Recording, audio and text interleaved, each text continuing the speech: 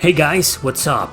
Today I'll show you the 5 worst JRPGs I have ever played on the Nintendo DS. There are so many titles on the system that it was hard to narrow down the list to just 5, but here they are, so let's begin. Number 5, The Wizard of Oz. Hard to believe there's a turn-based RPG based on The Wizard of Oz, isn't it? A Japanese one, no less, developed by Mediavision, creators of Wild Arms. You play as Dorothy, following the events of the book through the Yellow Brick Road. Dorothy will meet the other characters of the book to help her defeat the 4 different witches. Anyway, story is handled alright at least. Leave it to Mediavision to come up with something decent plot-wise, but the gameplay's another story. My god, it is completely ruined by the use of the stylus. You see, to move Dorothy around, you have to constantly click and or scratch that ball in the bottom screen. Why? I understand the stylus was the hardware highlight of the DS, but why force player movement like this? It would have been better as a menu-based RPG, or maybe even a point-and-click. Sure, the same stylus is used to do everything in battle also, but it works okay in there since that's all you do. Make choices, select things, attack, defend, you name it. Having to use it so Dorothy can move or even run is outrageous. Does it even work, you ask? It does, but it's a pain, and often she'll run awkwardly.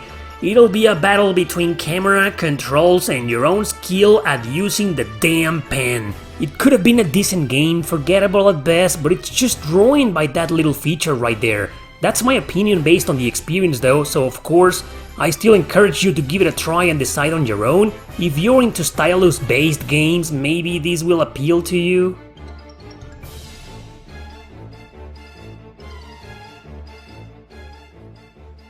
Number 4, My World, My Way. Get ready to cringe with this one, people. Elise is a capricious princess on her rebel phase, bored in the castle she lives in.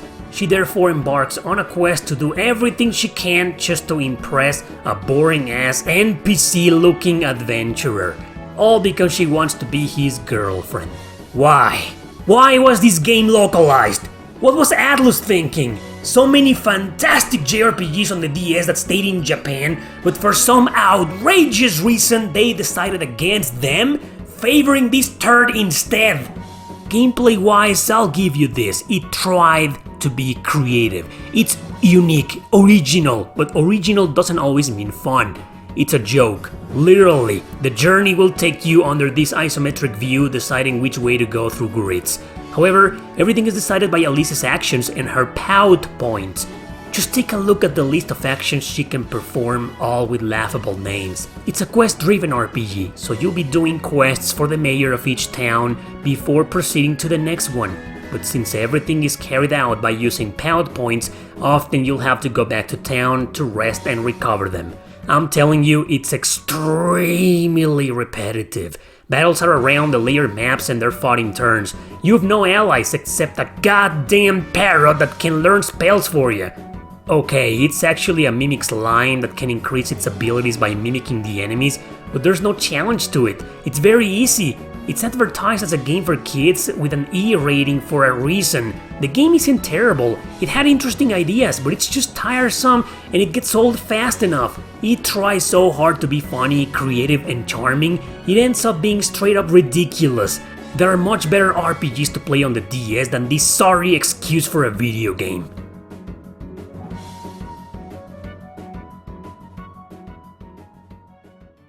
Number 3, Heroes of Mana. The DS had a bunch of weird-ass ideas. It tried to be experimental in so many ways only Nintendo would understand. Companies wanted to try their own bizarre twists with some series, so real-time strategy RPGs became a small trend for a short period of time. Final Fantasy XII did it with Revenant Wings, a little spin-off, and so did Blue Dragon Plus, a direct sequel to the 360 title. I didn't like either game, to be honest, they're kinda lame, but the Mana series sure took the crown for itself when taking their own shot at the genre first. It's hard to digest that Brownie Brown co-developed this with Square Enix, produced by Koichi Ishii, the creator of the Mana series himself. Masato Kato even wrote the story. Yoko Shimomura did the music. I mean, this was supposed to be a big deal with legendary video game personalities behind it. How did it turn out to be such a wreck of a game? Real-time strategy RPGs rely on good AI because you can't directly control any character. You have to depend on their intelligent behavior to carry out the tasks you command. Bring this piece of trash! Both the ally and enemy AI can be beyond incomprehensible at times, utilizing routes or walking behaviors in disarray. I'll make it simple for you, the AI is stupid.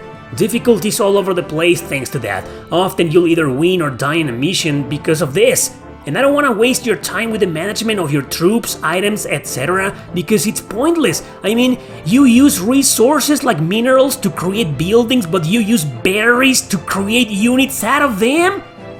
What? It's another game in this video that had the right people working on it, but the gameplay ruined it all. That's not to exclude the fact that it's boring, tedious, and simply uninspiring.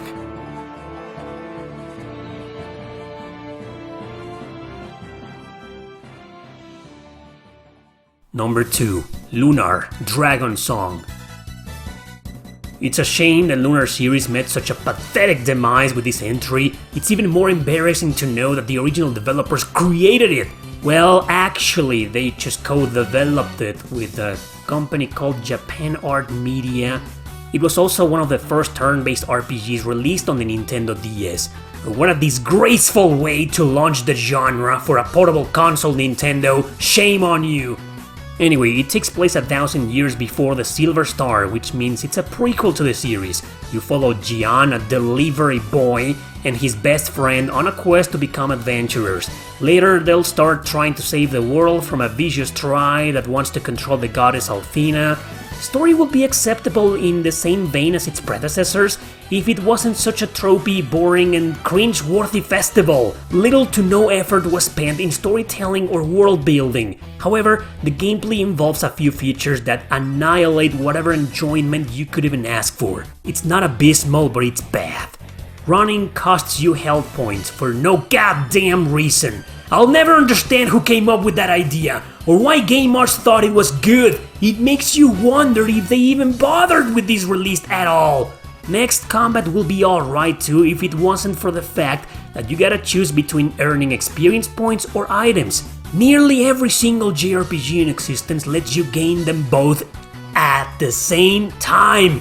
Why divide them? What the hell was the point in that? The one last feature is optional, thank the freaking lord. The DS has a microphone, right? Well, guess what? You can yell commands to your party members. It's ridiculous. Not even a kid will dare to yell at their DS saying, "Attack!" I'd be ashamed to play this game even at home if I was a kid, if that feature wasn't optional.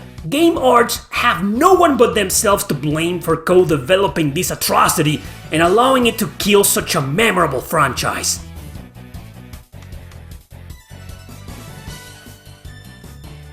Number 1. Ys Strategy. Forget it, I didn't write a script for this freaking piece of trash again, so I'll be using an edited version of my old review of this horrible game. Here it is. Ys Strategy was released in Japan back in 2006. It was later localized to Europe and Australia that very same year. The game was never released in North America, thankfully. The company behind its development was Future Creates, whoever the hell that is, and not Falcom. I don't know what Falcom was thinking when ceding the rights of the name to an obscure company, only to create a nerve-wracking catastrophe. Ys Strategy is not a grid-based tactics game. No, it is a real-time strategy bastard that's nothing but an Age of Empires lame-ass wannabe. It starts off with a story about a bunch of gems that the Roman Empire is now looking for. So it's this loser's job to get them all before they do. His name is Abel, not Adol, even though he's still a red-haired adventurer. I guess they wanted to keep the tradition at least on that. So he's friends with the princess, she gets kidnapped, he goes to rescue her. Yeah, it's a very generic pair of main characters. I don't even know where to start with this blatant piece of crocodile's ass! Just by looking at the in-game graphics, you can already tell it's gonna suck balls. While the characters, whether it's a cutscene or a battle, move in slow fucking motion. Alright, I guess I'll start saying that you'll play through many obnoxious and boring tutorials about how to move your character. These can be done with both the stylus or with menus. There's also the Age of Empires characteristics. You'll hire soldiers to do various jobs such as farming, gathering, or building. And of course, it also takes them a million years to spawn or even do anything. Battles, of course, are played in real time. You just tell your units what to do with the clunkiest and clankiest controls. After a convoluted fallout between them, you'll win. Sometimes you'll do these extremely small and completely irrelevant fights with one character. Yeah. Other times you'll have to endure these long-ass and god-awful missions. The more you advance, the longer some of them will get. That's all. That's all I can say about this piece of shit. Were you expecting me to get farther than this? Have you lost your mind? Why did Falcom allow this to happen? Who the fuck thought it would be a good idea to create the lamest spin-off ever conceived? This is an insult to the E-series, an unforgivable obscenity, a cock-sucking blasphemy from the depths of Gehenna! God damn it, even hell must be more fun than this boring abomination! I've never been so damn happy in my life to see a JRPG that was never released in North America. It makes me think that not every game needs a localization. Stay away from this phony RTS. Don't waste a single minute of your time with it. I swear whatever the fuck you're doing with your life right now is 10 times more interesting than playing this disgraceful monstrosity.